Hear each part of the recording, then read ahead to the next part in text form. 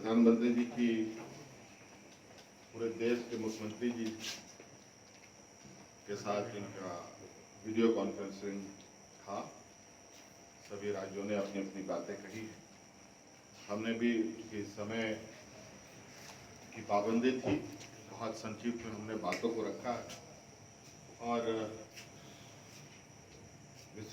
बहुत बाकी बातें जो रह गई या विस्तृत बातें हैं वो हम लोग लिखित रूप में भी अवगत कराते हैं और ज़रूरत के अनुसार अपनी खबरें या अपनी जानकारी या अपनी सुझाव केंद्र तक हम लोग पहुँचाते हैं। समय अभाव में हमने अपनी बातें रखी कि जिस तरीके से मजदूर अपनी गांव की ओर चल पड़े और इस दौरान कई घटनाएं घटी, कई लोगों की जानें चली गई, पटरियों पर मालगाड़ी से लोगों की जानें चली गई। तो ऐसी कई घटना, एकदम दर्दनाक घटना घटी।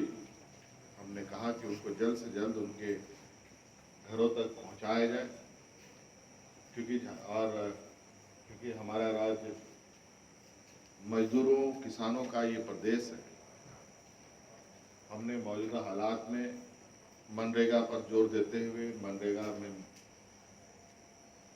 कुछ सरलीकरण की मांग भी हमने की है और लोगों को जो भुगतान है उसमें भी जल्द करने का आग्रह किया है। धन संग्रह पर राज्यों को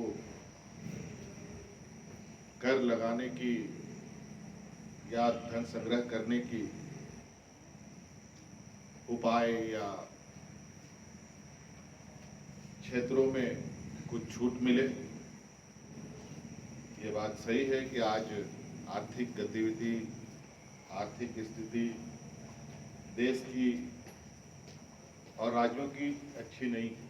ऐसे स्थिति में हमारी राज्य पर तो पूरी की पूरी डिपेंडेंसी केंद्र सरकार पे है। एक एक रुपया को लेकर के हमें केंद्र सरकार से गुहार लगानी पड़ती है।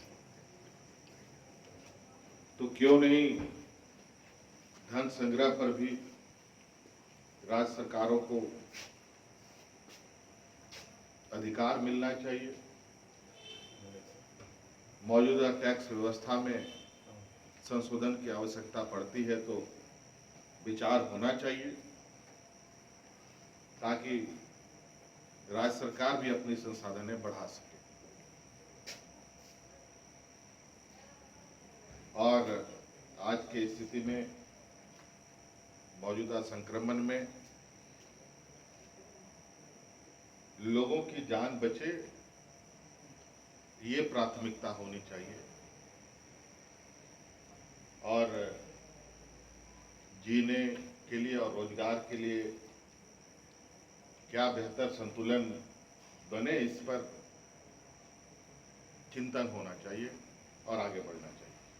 लॉकडाउन बढ़ाने को लेकर भी कुछ बातचीत हुई क्या? देखिए, हमने तो पहले भी कहा है कि हमारा संक्रमण जब प्रवासी आएंगे तब बढ़ेगा और आप देख रहे हैं कि प्रवासी भी आ रहे हैं, संक्रमण में भी थोड़ी गति दिख रही है, लेकिन रिकवरी भी हम बहुत तेजी से कर रहे हैं। हमारे राज्य में जो रिकवरी का जो प्रतिशत है लगभग 50% है और देश का लगभग 30% है। अगर यही स्थिति रही तो मुझे लगता है कि संक्रमण से हम लोग बहुत जल्द निकलेंगे और संक्रमण की स्थिति देखकर ही हम लोग राज्य स्तर पर निर्णय लेंगे। वैसे कई राज्यों ने और मुख्यमंत्रियों ने लॉकडाउन बढ़ाने का भी आग्रह किया है और क्योंकि देश के प्रधानमंत्री तो सेनापति ही देश के, उनका निर्णय आखिरी निर्णय है। सब लोगों ने सुझाव दिया है और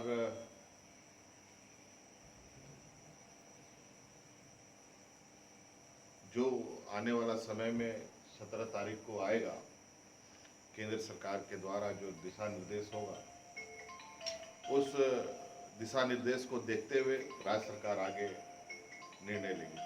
कल से ट्रेनें स्टार्ट हो रही हैं हेमंत जी, और जब राज्य में ट्रेनें आएंगी और जब आंकड़े बढ़ रहे हैं तब तो ये चुनौती। अब देखिए, इस विषय पर तो हमारी प्राथमिकता तो मजदूरों की थी। हमने कहा कि जल्द से जल्द और अधिक से अधिक संख्या में उनको पहुंचाने का कोई व्यवस्था होना चाहिए। नहीं तो जिस तरीके से लोग चल पड़े हैं रेल के पटरियों पर, मुझे लगता है कि फिर ये अगर यही हालत रहा तो आने वाला समय में आर्थिक गतिविधियों को सुचारू रूप से चलाना मुश्किल होगा, क्योंकि लोग तो अभी चल ही रहे हैं और उनका गतिविधि अभी सड़कों पर सिर्फ अपना जीवन बचाने को लेकर है।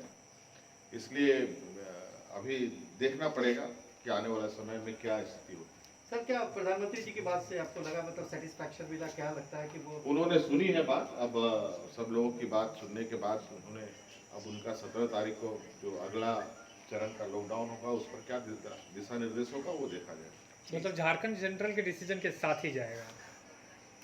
निश्चित रूप से अब ये बात जरूर है, केंद्र सरकार का निर्णय तो पूरे देश के लिए अहम है, इसी वजह से पूरे देश में लॉकडाउन है।